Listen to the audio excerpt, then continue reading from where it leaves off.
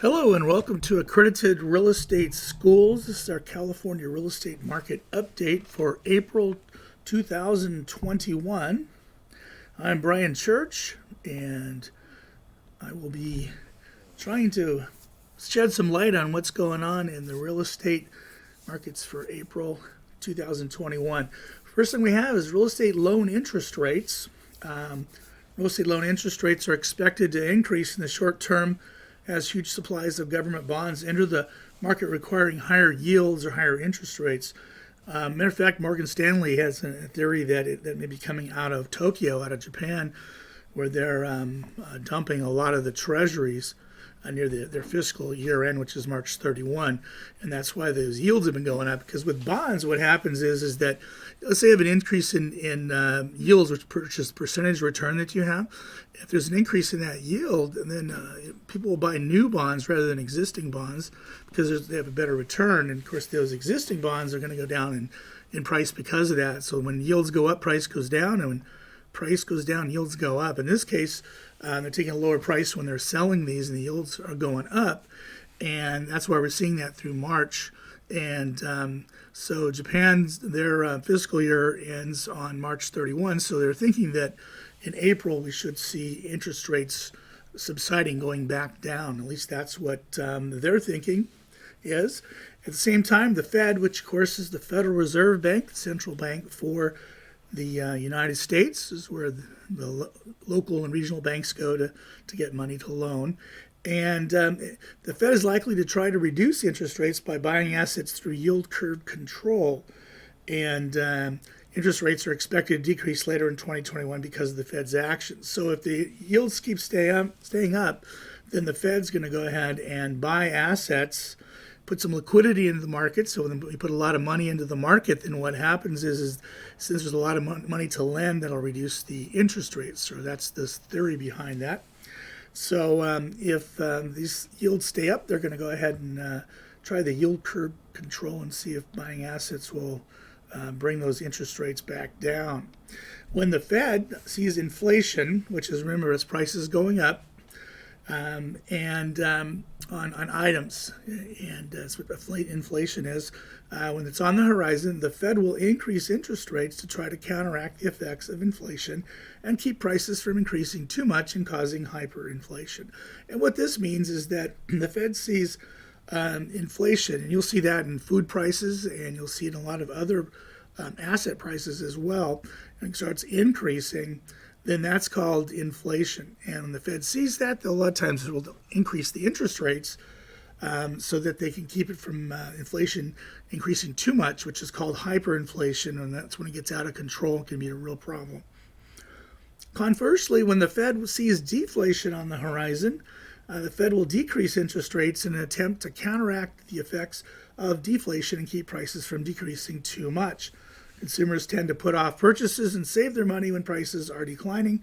This causes a decrease in the velocity of money and increases the effects of deflation. And that's what we've had for the last decade and a half or so.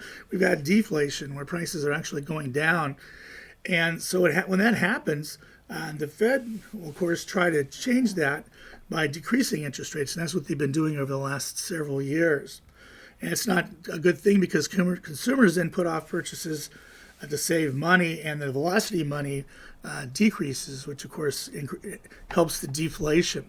And the reason for the deflation is because over the last several years, the Fed's been trying to increase inflation so the U.S. government can pay back the national debt with inflated or cheaper dollars. So that's been the plan of the Fed. They have not been able to attain that as of yet, but they're still trying. And in other words, the money the Fed uses to pay back the national debt, and of course with interest, is worth less than the original dollars that were borrowed in the first place. Inflation tends to benefit debtors who are borrowers. So the Fed has been trying to get inflation without success the last 15 years or more.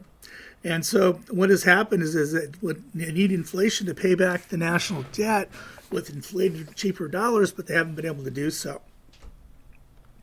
Unfortunately, deflationary forces have been in the forefront because of technology and demographics. Technology has made producing products and providing services less expensive than in the past. And the technology is really important because you may look at, like for the real estate business, Now you can use the DocuSign, the electronic signatures, saves a lot of time and effort. And so that's, of course, reducing a lot of costs. You see that in almost all the industries. So technology is a major issue with deflation. Also, demographics show the U.S. population of baby boomers who were born after World War II are retiring have less demand for goods and services than younger consumers who are accumulating physical items to increase their standard of living. So the baby boomers are all retiring. They don't need anything else. They don't need things like younger consumers do to try to increase their standard of living. And of course, both technology and demographics have caused prices to decrease over time, which is exactly what the Fed does not want. Okay. U.S. Congress and the Fed have started along the path of the modern monetary theory, which will be discussed extensively in a future real estate market update. I'll go through the information from Stephanie Kelton, who is Bernie Sanders' advisor, and go through the six myths that she talks about on modern monetary theory, and then we'll try to debug all of those as well, because there are a lot of flaws in that particular theory. But Congress, whether they know it or not, they're actually going down that path right now.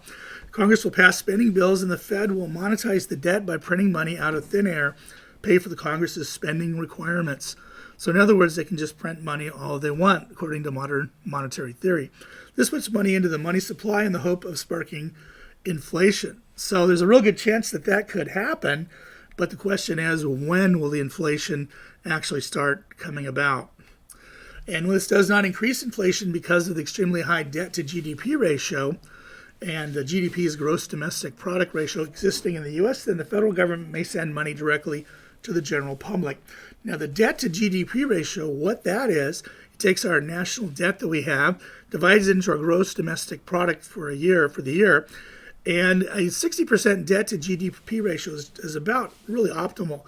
You get up to 90%, and then you're really, really pushing it, because once you get above 90% debt to GDP ratio, you end up with it's almost like a drug user, a junkie has been getting all kinds of drugs pumped into them, and then all of a sudden gets a little bit more drugs, puts those in, they don't really do much. It's the same thing with the debt to the GDP. Once you get above 90%, it's tough, and we're probably around 135% to 30 to 135% as of this time, so we're way above that. And so what happened was, back in 2008, the Congress decided to go ahead and wanted to inject money into the money supply, but they gave it to the banks, thinking the banks would make the loans. Banks didn't do that. They actually kept them in as excess reserves, getting return on that money from the Fed, and never loaned the money out. So the Fed says, this time what we're going to use something called helicopter money. So this is called helicopter money because it's compared to a helicopter flying over an urban area and throwing money out the window to consumers on the ground. Stimulus checks sent directly to the U.S. population are an example of helicopter money. So what happens is we think that people will then get the money, then they will spend it. And you would think that that would be the case on that. Unfortunately, what has happened is people are actually starting to save a lot of that money, which is not what the Congress or Fed wants them to do. So the velocity of money is needed for inflation. So what we're trying to do is give them helicopter money, have them spend it, increase the velocity of money, and get some inflation. So that we can pay back the national debt with cheaper dollars, and at least the Congress and the Fed are going to be happy with that, and American people probably as well. Federal government hopes that people will receive stimulus money and then spend it, therefore increasing the velocity of money and starting inflation. So what happens is that even though the Fed and the people in Congress, of course, want that inflation to pay back the national debt. And, of course, that inadvertently will help the people. But the problem with the inflation is that people who are not in the right assets or have fixed incomes will be harmed by inflation. So they'll not be happy with the inflation. We're going to talk about that in a second. Now, for example, the velocity of money occurs when, say, person A receives $1 and then buys a $1 loaf of bread. The merchant who sold person A the $1 loaf of bread takes 50 cents in profit, buys a candy bar from person B. Person B then takes 25 cents in profit from the candy bar, buys a bar of soap from person C, and then it keeps going on from there. This process continues until the original dollar becomes, for example, say $2.40 in goods and services instead of the original dollar. That's called the money multiplier. So the U.S. money multiplier has been around 10 times in the past, but however, it's only about 2.4% today. And the reason for that, of course, people are saving their money. And the reason the money multiplier is reduced from 10 down to 2.4 is because people are saving more money today due to economic uncertainty. And the COVID-19 pandemic caused many people to start saving for a rainy day. One study found that about a third of the people in the U.S. are saving their stimulus money rather than spending it, caused a tremendous reduction in velocity of money, hinders creation of inflation. And during the COVID pandemic, during the start, we were definitely at a third. Then the amount of savings went down, then went back up. So it kind of varies. But in any case, people are saving a lot of money instead of spending it, increasing the velocity and getting some inflation. So that's why we're seeing deflation in 2021. For the above reasons, the U.S. has not been able to inflate the U.S. dollar. The rest of 2021 indicates deflation rather than inflation.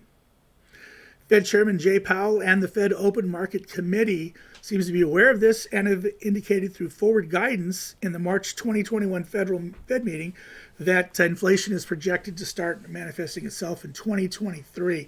So what they're saying is that their long-term forward guidance is that they think around 2023 is when we're going to actually hitting some pretty serious inflation. But in 2021, they're not as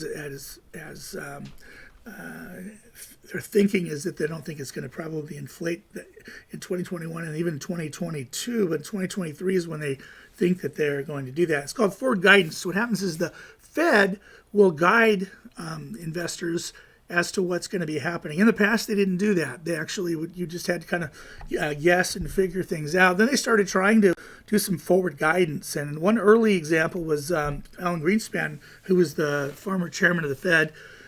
He said, "I know you think you understand what you thought I said, but I'm not sure you realize that what you heard is not what I meant." Now, that's an early attempt at forward guidance. The good news is today they actually give us a lot better guidance than that, and to see what they think is going to be coming down the road, which takes a lot of the guesswork out. However, bond traders have recently started pricing inflation into the 10-year Treasury bond interest rates. And again, Morgan Stanley thinks that that might actually be being caused by Tokyo unloading some Treasuries futures is what they were doing. This is the interest rate that we use for 30-year fixed rate loans, the problem. So we use the 10-year Treasury bond interest rate for our 30-year fixed rate loan. And you probably wonder, why is the case? Well, people usually keep their loans for about 7 years or so, maybe 10 years if you're lucky. And so that's why they know that the 30 years, they usually don't keep it for 30 years. So a 30-year bond would not be indicative. More of a 10-year Treasury bond is what they use to price the fixed rate loans for 30-year amortized fixed rate loans for real estate loans. And therefore, the 10-year Treasury interest rate has been increasing due to panicky bond traders prematurely pricing in inflation when we were expected to experience deflation through 2021. So we think that there's some of the panicky bond traders, and again, Morgan Stanley may be right about the Tokyo. It's one of those or both probably causing this. In response, the Fed is expected to introduce yield curve control. They buy assets and provides liquidity to financial markets, thus reducing interest rates, consumers, and growing the economy. So if the interest rates do stay up, then they're going to go in and start buying assets and drive the price, drive the interest rates back down. Increased interest rates is likely to stall out the economy and push the U.S. into another recession, which is decreased growth of the U.S. economy. So if you have an increase in interest rates, it could stall out our economy, which would not be good. Interest rates are expected to increase over the short term in 2021 and then head back downward later in the year as inflation expectations subside. Some economists see interest rates increasing due to actual inflation in 2022. However, most of the Fed voting members in the Fed's Open Market Committee see this happening in 2023. So some think it's going to be 2022, some 2023 on the actual inflation. Accordingly, long-term Fed projections indicate inflation and resulting Fed interest rate increases in the future. Interest rate increases are used to reduce the rate of inflation. That's called disinflation. When you have reducing the rate of inflation, it's called disinflation, and prevent out of control hyperinflation, which means you have inflation going to huge heights, totally out of control, and things are priced out of people's reach very, very quickly. You've seen that in places like Germany after World War I, especially, and also you saw that in Zimbabwe, and we're seeing it in Venezuela, and they also seen it in Argentina. So there's a lot of hyperinflation that's out there. And so what they'll do is the Fed says for long term, they're going to probably be increasing interest rates. That would be 2022, 2023, somewhere out in that range. They anticipate having to increase interest rates because inflation may get out of control. And under the modern monetary theory, they think that turning inflation on and off like a faucet is possible, but it's not. Once you get inflation, it's pretty difficult to get rid of it. So I think they're going to find some rude awakening on that one. And why is this important to real estate? Well, real estate is one of the time-tested inflation hedges. Yeah, real estate prices tend to track inflation to maintain a real estate owner's wealth rather than have inflation erode it over time. So you have cash in there and there's inflation. It's going to erode and reduce the value of that cash. Matter of fact, if you have fixed incomes coming in, that'll also reduce them. But real estate typically tracks the inflation, and they've been a good inflation hedge over the years. And that's one of the reasons maybe to buy real estate. Today we're seeing pent-up demand from home buyers who could not purchase homes during the height of the COVID pandemic. At least that's what what we're hearing. And fears of inflation due to excessive government money printing and spending, which of course is what we're seeing with the modern monetary theory that the government has started to impose, but they may not even realize what it's called. Desire of people to leave urban areas for suburban and rural areas because of urban unrest, homeless crisis, overall unpleasant living conditions, larger cities. That may be also the reason why we're seeing today in some pent-up demand in real estate, for purchasing real estate. Now, residential real estate is considered one of today's best investment vehicles by many advisors because people always need a place to live. So residential real estate looks good, which is great for a lot of our real estate agents, investors, that are buying single-family homes and multi-unit properties. Now, in contrast, the ownership of commercial real estate, which is office buildings and retail shopping centers, for example, it's best to avoid those in the future. They will be less demand for office building space since people have been working from home during the COVID-19 pandemic, and this is expected to continue into the future. So they've been working at home, less need for office building space. Rents will decrease because of that. Vacancy will increase. Office buildings will reduce in value because of that.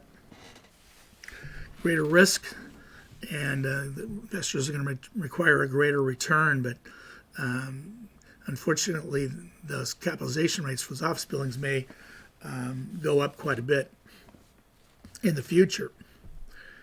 Okay, and retail, except for grocery stores, they're going gangbusters, but retail will also be harmed due to people buying goods through the internet rather than physically going to a retail location. Big box retailers were having trouble combating Amazon prior to the COVID-19 pandemic, and COVID-19 has compounded their big box retailers' problems. And it's also harmed small retail service-based strip centers, like you see, they have a haircutting salon, nail shops, chiropractors, all kinds of service-based who are really not being affected by people buying on the internet because they were service-based. Well, with the COVID-19, it caused a lot of them in some of the states, especially here in California, to have to shut down their businesses, which caused a lot of problems with paying rent and also with shopping center owners being able to meet debt service. So that's another big issue for retail. So office and retail do not look good. Residential looks good in the future.